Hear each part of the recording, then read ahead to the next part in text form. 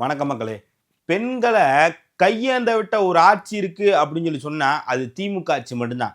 ஏன் சொல்றேன்னு பார்த்தோம்னா, இப்போதே மகளிர் மாநாடு ஒன்று நடத்துனாங்க. அதுல முடியாதவங்க, பெரியவங்க, பெண்கள், குழந்தைகள்னு சொல்லிட்டு நிறைய பேர் கலந்துக்கிட்டாங்க. அதுல சாப்பாட்டுக்கு தட்டுப்பாடு ஏற்பட்டுருச்சுங்க.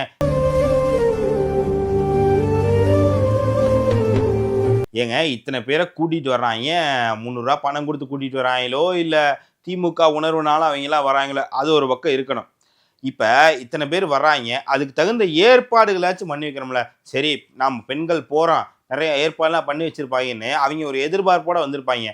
ஆனா அங்க சாப்பாட்டுக்கே கையேந்த விட்டுருக்கானுங்க இந்த திமுக காரனுங்கெல்லாம் சேர்ந்து. இந்த திமுக காரங்களை பார்த்து கேட்கிறேன், ஏயா நீங்க மாநாட்டுக்கு கூட்டிட்டு போறீங்க, பெண்கள் உணர்வால வர்றாங்க, இல்ல நீங்க கொடுத்த 300 ரூபாயில வர்றாங்க, அது ரெண்டாவது பட்சம். இருந்தாலும் நம்ம கூட்டிட்டு போறவங்கள நல்லா பார்த்துக்கணுங்கிற ஒரு அக்கறை மயிர் வேணாம் அவங்களுக்குலாம். ஏன்னா பெண்கள் கஷ்டப்பட்டு கையேந்தி சாப்பாடு வேணும், மயக்கமா வருதுன்னு சொல்றாங்க. அப்ப கூட அந்த இடத்துல எவனும் இல்ல. மயக்கம் வருது, தாங்க முடியல. எவ்வளவு தான் எனக்கு நடுக்க எடுத்துரும். கொடுங்க சாப்பாடு பத்தி கொடுங்க. எவ்வளவு நேரம் தான் இது பண்றது? ரொம்ப கஷ்டப்பட்டு வெயில நின்றுகிட்டு இருக்காங்க.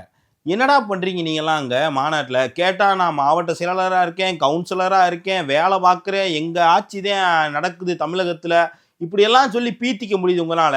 ஆனா அங்க வந்த பெண்களை உங்களால பார்த்துக்க முடியல. இதே இந்து முன்னணி முருகபத்தல் மாநாடுன்னு சொல்லிட்டு ஒரு மாநாடு நடத்துறாங்க. அந்த மாநாட்டில் வந்தவங்களுக்கெல்லாம் தண்ணி, பிஸ்கெட்டு, சாப்பாடுன்னு சொல்லிட்டு எல்லாமே கொஞ்சம் கூட பிசுறு தட்டாம போய் சேர்ந்துச்சு.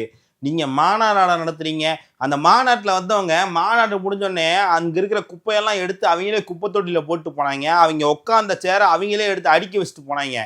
ஆனா நீங்க நடத்துனது மாநாடா முதல்ல? அதெல்லாம் வெக்கக்கேடு. பெண்களை கையேந்து விட்டுருக்கே, நீங்களாம் உருப்பிடுவீங்களாடா முதல்ல?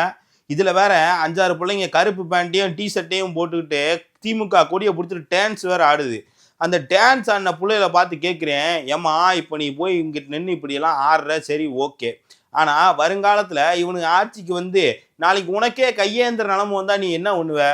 கண்டிப்பா வரும் இவனுக்கு ஆட்சியில இருந்தா. அதனால மக்கள் தெளிவா புரிஞ்சுக்கிறேன்னா, திமுக ஆட்சி நமக்கு வேண்டாம்.